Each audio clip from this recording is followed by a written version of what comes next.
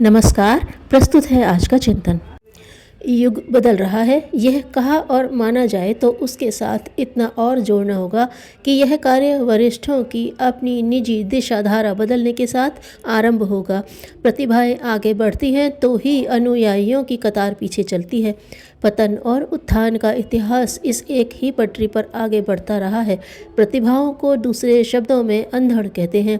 उनका वेग जिस दिशा में जिस तेजी से बढ़ता है, उसी अनुपात से तिनकों, पत्तों से लेकर छप्परों और वृक्षों तक को उड़ते लुढ़कते देखा गया है।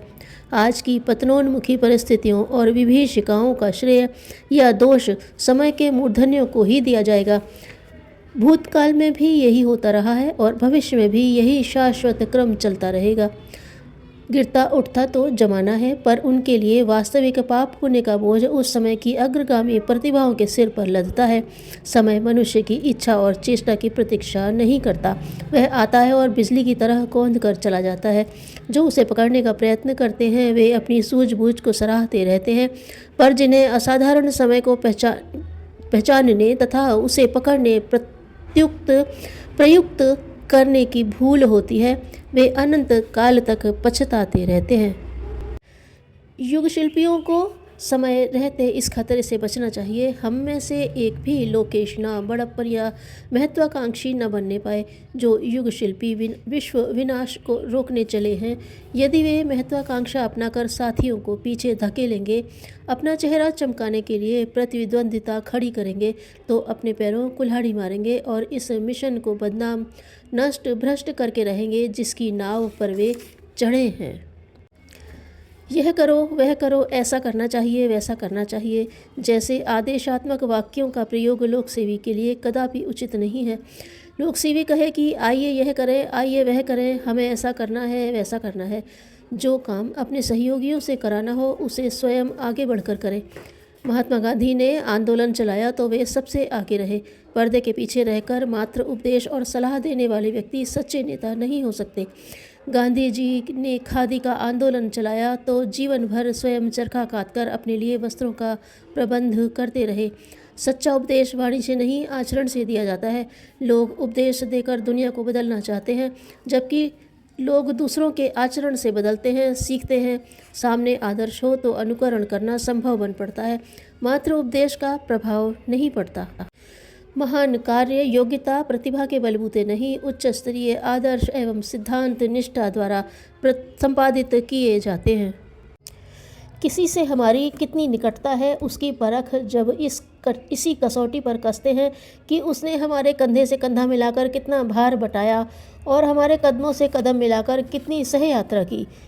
निंदा स्तुति अपने लिए समान है। जब व्यक्तित्व रहा ही नहीं, मिशन में घुल गया, तो उस मृत प्राय सत्ता से, शरीर कलेवर से अपना मोह ही क्या, फिर उसकी पूजा प्रशंसा और अभ्यर्थना का क्या प्रभाव पड़े। कामनाओं, आकांक्षाओं और अभावों की सांसारिक सीमा समाप्त हो गई तो उसकी उपलब्धि में रस ही क्या रहा। अपनी सारी सरसता अब अपने लक्ष्य मिशन में है। उसी क्षेत्र को उत्साहपूर्वक, उसी क्षेत्र की उत्साहवर्धक हलचल, आशा, उल्लास और संतोष की भूमिका प्रस्तुत करनी है। सो अपने विशाल परिवार में कहीं सच्ची आत्मीयता का कितना अंश विद्यमान है, यह जानने की इच्छा होती है तो इसी कसौटी पर कसकर वस्तु स्थिति जान लेते हैं कि हमारा दर्द किन किन की नसों में और कितनी मात्रा में भर चला और हमारी आग की कितनी चिंगारियाँ कितने अंशों में किसके कलेजे में सुलगने लगी। पंडित श्री राम शर्मा आचार्य। अध्यात्म क्षेत्र में वरिष्ठता योग्यता के आधार पर नहीं, आत्मिक सद्गुणों की अग्नि परीक्षा में जांची जाती है। इस गुण श्रृंखला में निरहंकारिता को, विनयशीलता को अति महत्वपूर्ण स्थान प्राप्त है। सरकारी क्षेत्रों में योग्यता के आधार पर पदोन्नति होती और नौकरी बढ़ती है। वही मापदंड यदि अध्यात्म क्षेत्र में भी अपनाया गया तो फिर भावनाओं का कहीं भी कोई महत्व न रहेगा। महत्वाकांक्षी लोग ही इस क्षेत्र पर भी अपना आधिपत्य जमाने के लिए योग्यता की दुहाई देने लगेंगे। तब सदाशयता की कोई पूछ ही नहीं रहेगी।